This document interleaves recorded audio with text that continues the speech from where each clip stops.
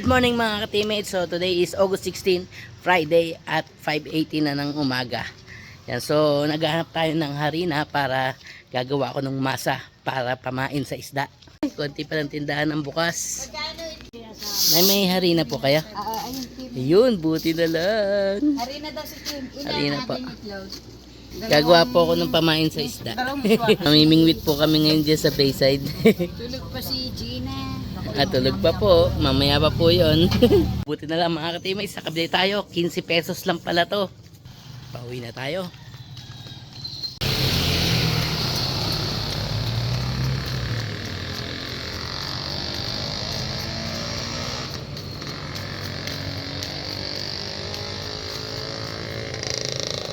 Samahan nyo ako mga ka-teammates, ituturo ko sa inyo kung paano gumawa ng tinatawag nilang masa or yung ginagamit nilang pampain sa isda. Kailangan lang natin ng isang basong tubig, harina at feeds. Ibabad lang natin yung feeds sa konting tubig ng 2 minutes para lumambot ito. Para madurog natin ito at mamasa natin na maayos. Kayo na ang bahala magtansya ng tubig mga ka-teammates. Basta unti-unti lang ang lagay ng tubig para makuha natin yung texture na gusto natin. At kapag malambot na ito, pwede na natin itong durugin. At pag nadurog na natin ito, ilagay na rin natin yung harina. Pero hindi natin ilalahat ito ha. Ang gusto kasi natin ma-achieve dito ay yung parang clay na texture para hindi basta-basta matutunaw or bibitaw ang pain natin sa ating hook. Masahin nyo lang ito ng masahin hanggang sa mamuo ito. Integra 3 na feeds nga pala ang pinabili sa akin dahil ito raw ang mabisang pamain sa mga isda. Kayo nang bahala magdagdag ng tubig or ng harina kung matigas or malambot ang inyong masa. Kapag masyado pa siyang sticky, pwede nyo pang dagdagan ng harina. Sana marami tayong mahuli mamaya para naman meron tayong pang ulam sa ating tanghalian. Comment down below lang mga ka-teammates kung meron pa kayong ibang alam na mga tips sa pamimingwit. Titingnan natin mamaya kung meron kakagat sa ating pain sa mapipili nating spot. Meron kasing dalawang spot doon, sa Bayside saka doon sa Palayan. Oo, tama yung narinig nyo. May mga isda doon sa Palayan. At mamaya ako patutunayan sa inyo yan. O paano? Tara na! Samahan nyo kaming manghuli ng isda. Excited na kami mga ka-teammates! Go!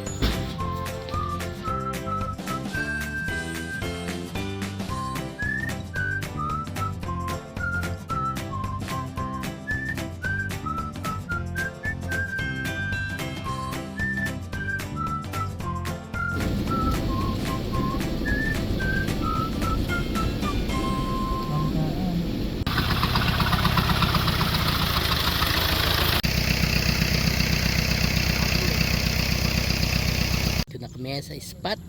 Ayan, kasama ko bayaw ko. Welcome back. Bali dito kami mamimingwit sa Palayan.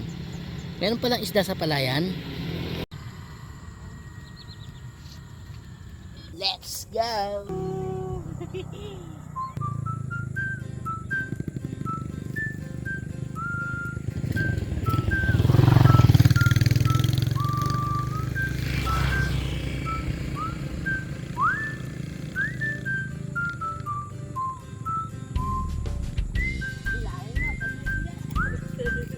Yo, maraming salamat nga pala kay Sir Iron sa kay kapatid na Francis Kiko. Ayan, kasama namin sa Lagista. Binigyan kami ng isang pamingwit.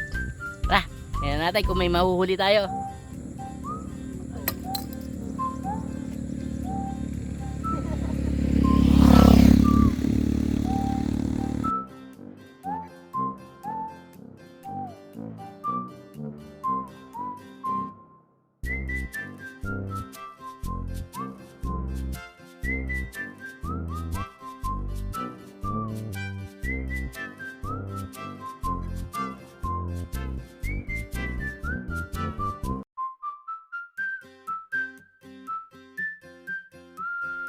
Baby ka.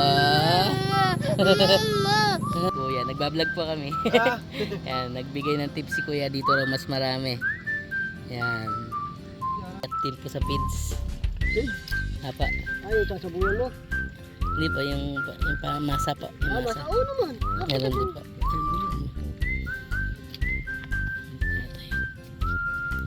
Bulat.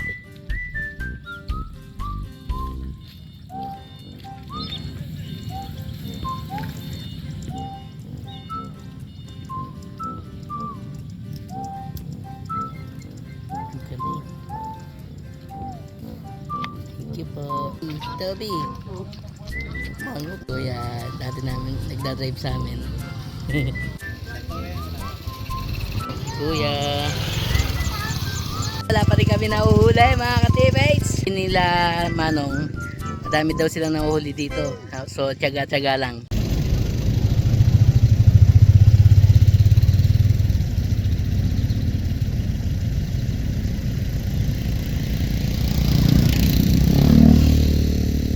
Wala pa tayo nahuli tayo. Meron na ba kayo nahuli?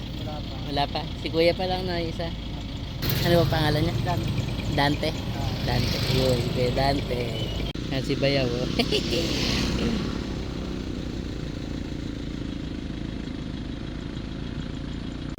Ang daming isda dun oh.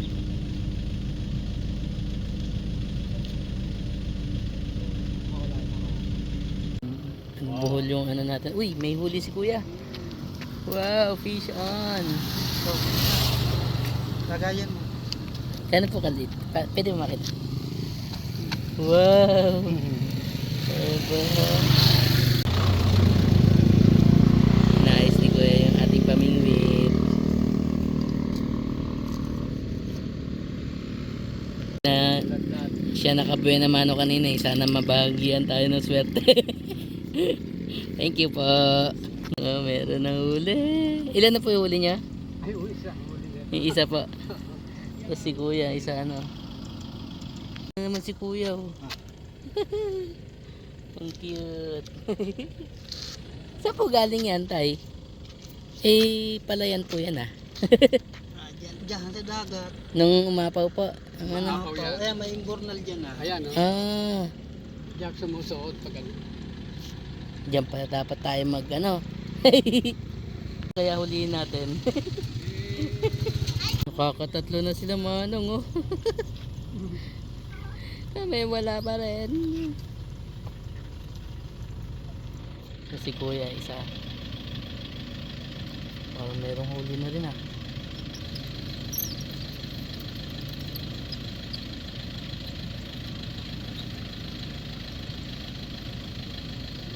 Hindi na naman sila.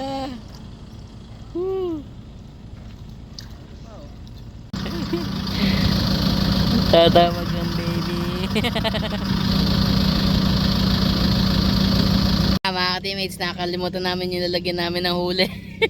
Kaya usapan namin ni kuya, pag may nahuli kami, bibigay na lang namin kila Manong.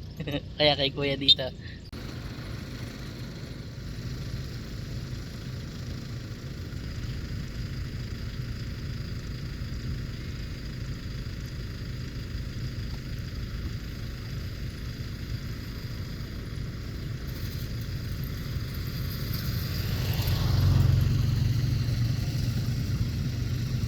Pag mainit na ibabaw doon, andito sila niya.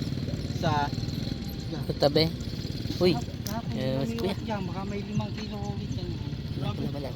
Oh, maya, dalawa sima, laging dalawa huli. May huli oh. Ang galing.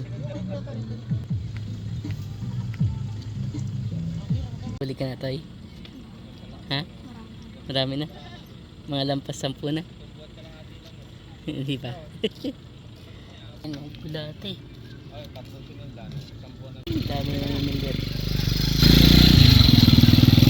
Pag may nahuli ako, bibigay ko sa'yo. Wala kami lalagyan eh.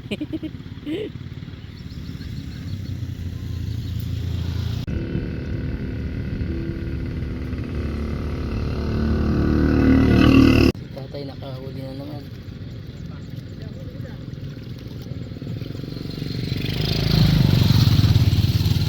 Kuyan. Oo, pangilan na to. Oo, nakakarami na sila kuya. Naman, huli!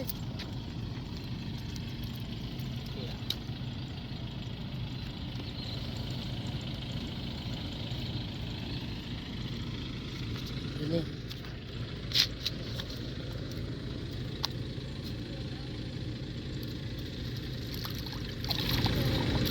Nanay na mga teammates, last na lang.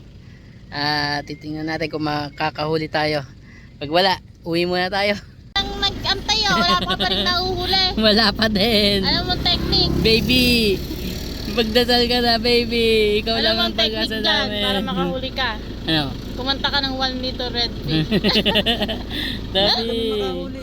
Ha? Kambing yung nakain ng pain. Mamaya, dadaling ko yun. Kambing yung nagmumukbang ng pain namin. Tulog yung ano. Doon namin iagis yung pain namin sa mga itek. Lechon ang kakalabasan niya, kuya. Puta. Zero tayo, zero. Zero. Parang load ko lang, zero balance. Doon ako naghagis, hindi ako masisiro. Oo, no. Itek. Tiyatawa na kami ng anak ko.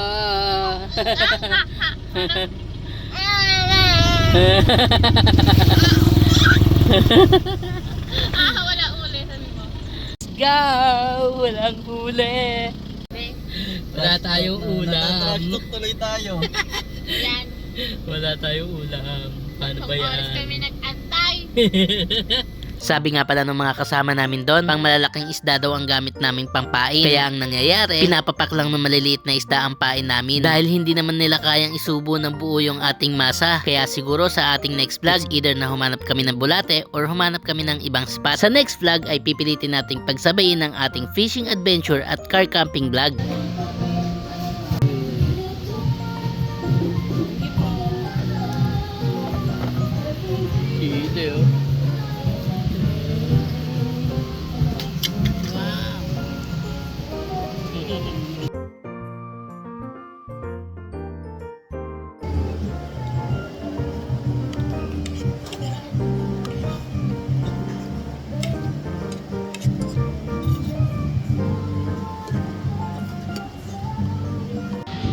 Sarap kain. Oh.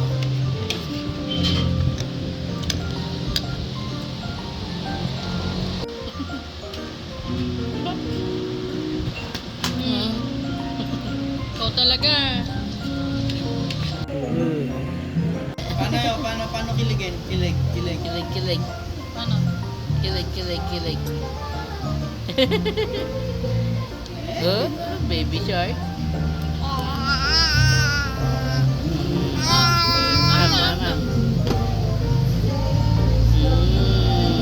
Bye. Kung siguro dito kami namingwit, sure win na oh. Ang lalaki. Ang lalaki oh. Team TMJ.